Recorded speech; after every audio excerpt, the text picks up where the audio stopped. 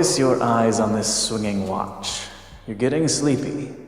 Very sleepy. And now, when I snap my fingers, you'll watch this whole video.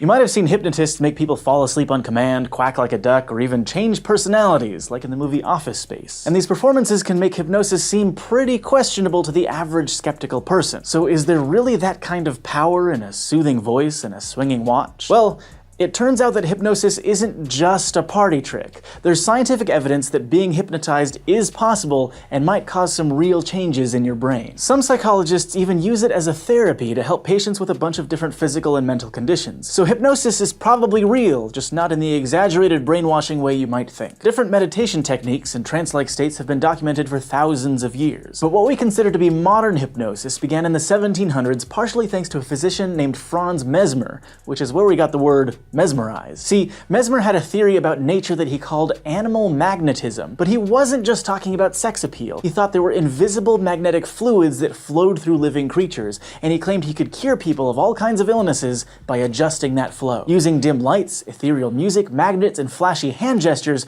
Mesmer induced a trance-like state in some of his clients and tried to balance this invisible fluid. Some of Mesmer's patients did get healthier after his treatments, but when the scientific community put the theory of animal magnetism to the test, they found that a magnetic fluid with healing powers was just not a real thing. So Mesmer and his research were discredited, and many scientists didn't give the idea of therapeutic trance-like state a second thought. At least until the mid-1800s. That's when surgeon James Braid began to study this potential therapy. He coined the word hypnosis to describe it, from the Greek word hypnos, because he thought the trance-like state was similar to sleep. Nowadays, clinical psychologists think hypnosis only seems like drowsiness when it's actually a focused psychological state, kind of similar to meditation. And unlike the flashy hypnotism you might see on TV, clinical hypnosis is pretty simple. It's all about focus, so hypnosis usually takes place in a dimly lit, quiet room. Sometimes there's gentle music playing, but the goal is to remove all distractions. The hypnotist speaks softly, encourages the client to focus their attention on something, like maybe a dangling pocket watch, and walks them through relaxation exercises. Eventually, they'll reach a state of focused relaxation, which just means they're calm, focused, and more open to suggestion. That way, hypnotists can guide their clients through different visualizations or instructions, depending on the goals of the hypnotherapy. Pretty simple, right? Clinical psychologists agree that this relaxed and focused trance is the goal of hypnosis, but there are two main theories about what being hypnotized actually means psychologically. The altered state theory says that hypnosis actually leads to a distinct state of consciousness.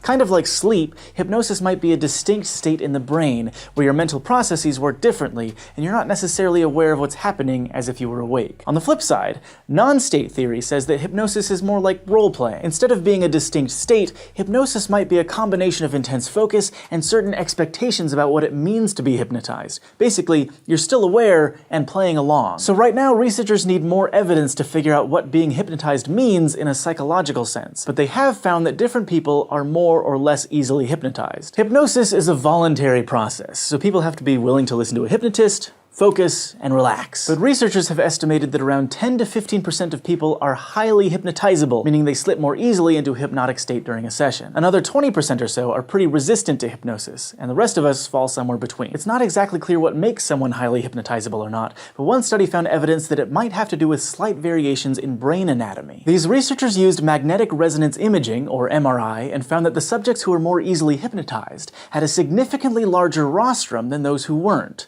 The rostrum is a region in the brain involved in attention. Other scientists wanted to look at the brainwave patterns of hypnotized people. Basically, your brain depends on electrochemical energy to work, because that's how your neurons communicate with each other. Using an electroencephalogram, or EEG, researchers can monitor the electrical activity of your brain and see different patterns of brainwaves. In this study, the researchers found that hypnosis, especially in highly hypnotizable people, leads to an increase in theta waves, which are linked to attention and visualization, like when you're doing mental math or daydreaming. So both MRIs and EEGs seem to show that hypnosis can affect how our brains pay attention to things, which supports the idea that it's a state of focused relaxation. But how does that focused relaxation let hypnotists make suggestions and slightly influence what their clients think or do? Well, it has to do with a concept called top-down processing. Our brains receive a lot of sensory information from the world around us, but we do a lot of processing and interpretation to figure out what's going on. The idea of top-down processing says that what you expect from memories and assumptions, the top level of information, can have a big impact on what you perceive with your your senses, the bottom level of information. Cognitive scientists have known this for a long time, and there are lots of different experiments that show this effect. For example, a group of researchers had people drink wine that they thought was expensive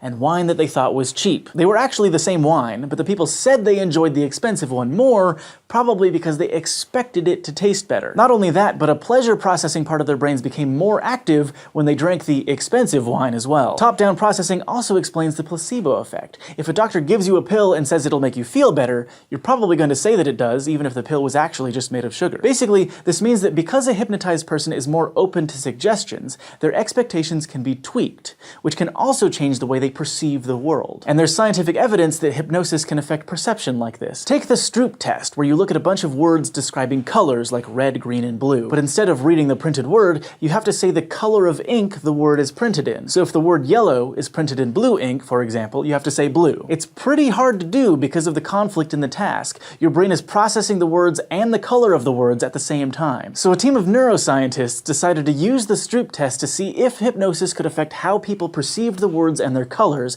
using a functional MRI scanner to monitor their brain activity. The researchers used relaxation techniques to hypnotize a mix of people who were highly hypnotizable and less hypnotizable. Then the subjects were given a very specific suggestion. The words they would see in the fMRI scanner were gibberish, and they had to identify the color shown as quickly as possible. A couple days after the hypnosis session, the subjects took the Stroop test while having their brains scanned. And highly hypnotizable people, who were probably more receptive to the suggestion, were faster and more accurate at picking the color of the words. Even more amazingly, there were measurable differences in their brain activity. Specifically, a brain region responsible for decoding written words didn't become activated, so their brains didn't seem to be recognizing the words as words. At the same time, their brains didn't seem to register any conflict in the task, unlike the brains of participants who were resistant to hypnosis. So it seems like hypnotic suggestion did change the subject's expectations, so they perceived gibberish instead of words and could focus on the colors. A different study by neuroscientists even found that hypnosis could block memories. The subjects watched a 45-minute film and came back a week later to be hypnotized. They were given a suggestion to forget the film when they heard a certain cue, and could have their memory restored with another cue. Then the participants entered an fMRI scanner and were given the forgetting cue. After that, they were given a test and couldn't remember the details of the movie, even though they could remember details of the room they watched it in. Plus, certain memory-related regions of their brains weren't as active as those of a control group who hadn't been hypnotized. So, like, you could theoretically be hypnotized to forget The Empire Strikes Back, so you could experience the reveal of Luke Skywalker's father over and over again. This phenomenon is known as post-hypnotic amnesia, and is actually used as a model for researching functional amnesia, like the kind that can be caused by a traumatic brain injury. So even though some hypnotists use it as a party trick, some scientists are finding hypnosis to be a useful tool for medicine and psychology. Some surgeons have used hypnosis before operations and medical treatments to reduce pain, anxiety, and help with faster recovery. Hypnosis has even been used during childbirth to reduce anxiety and pain. And hypnotherapy is sometimes used in combination with other behavioral therapy techniques for a bunch of conditions, from quitting smoking to mental illnesses like depression or PTSD. At the same time, hypnosis isn't a cure-all, and hypnotic suggestions won't help everyone. So, is hypnosis real? Probably, but even psychologists aren't exactly sure what being hypnotized means. Some think it's a distinct state of consciousness, while others think that being hypnotized is more about concentration and expectations. Mostly, hypnosis just highlights how powerful our brains are. If you don't want to relax and be put to sleep, you won't be. But you could possibly change your perception of the world to reduce physical pain, or even force yourself to forget. Thanks for watching this episode of SciShow, and we hope you won't forget what you learned here today. If you want to learn more about psychology and the human brain, watch for our new channel coming in the spring, SciShow Psychology, which was chosen by our patrons on Patreon. If you want to help us make videos and channels like this, you can go to patreon.com/scishow, and don't forget to go to youtube.com/scishow and subscribe.